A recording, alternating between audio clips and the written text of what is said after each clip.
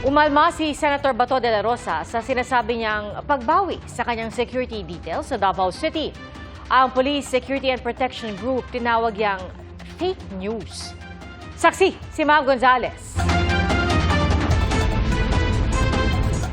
Umaga kanina nang i-post ni Senador Bato de la Rosa sa Facebook, binawi-an niya ng PNP ang kanyang security details sa Davao City. Pag-uwi ko dito sa Davao, wala na ang security. Hindi na pinapareport na sa unit nila. Ayon kay de la Rosa, may mga retiradong pulis at sundalo na nagboluntaryo raw pumalit. Wala umano silang baril, kundi armado ng kamote, balinghoy, saging at manok Bisaya. Hindi alam ni de la Rosa kung pati ang security detail niya sa Maynila ay binawi rin. Tingin ni de la Rosa na dating PNP chief, hindi naman siya iniipit ng PNP. Nag-iwas lang rin sila, baka mamaya magka-problema sila. Yung mga unit commander ba, nagdimasilip, na may tao sila sa akin dahil mainit man ang gobyerno sa akin, di ba? Nang hinga ng komento ang PNP Public Information Office, sinabi nitong ayon sa Police Security and Protection Group o PSPG, fake news daw ang pahayag ni de la Rosa. Tanungin nila yung tao nila na dineploy sa akin. Sabi naman ng Malacanang, nasaan po ba kasi si Senator Bato? So paano natin siya may bibigyan ng seguridad kung hindi po siya nagpapakita?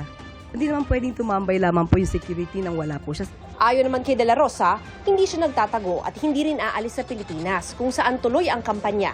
Pero pinag-aaralan niya ang kanyang mga opsyon. Anong gagawin niyo, sir, para huwag kayong maipit? Kung sa tanga-tanga, Sir, mamumundok pa kayo, sir? Mga ganon? magsusyudad. Syudad, bakit ka bundok? Sa KOJC, sir, yung bunker, totoo ba yun? Yung parang ginawa ni Pastor Tibuloy, gagawin niyo rin ba yun? I think, kasama niya sa diskarte ko.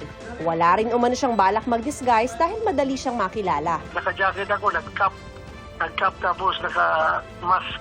Nadaanan ko yung babae na nagbibinta ng kamote sa gilid ng kalsada. Sabi sa akin, kilala kita, si Bato ka. Wala akong nagawa, bumili ako ng kamote sa kanya. Para sa GMA Integrated News, ako si Mav Gonzales, ang inyong saksi. Mga kapuso, maging una sa saksi. Mag-subscribe sa GMA Integrated News sa YouTube para sa iba't ibang balita.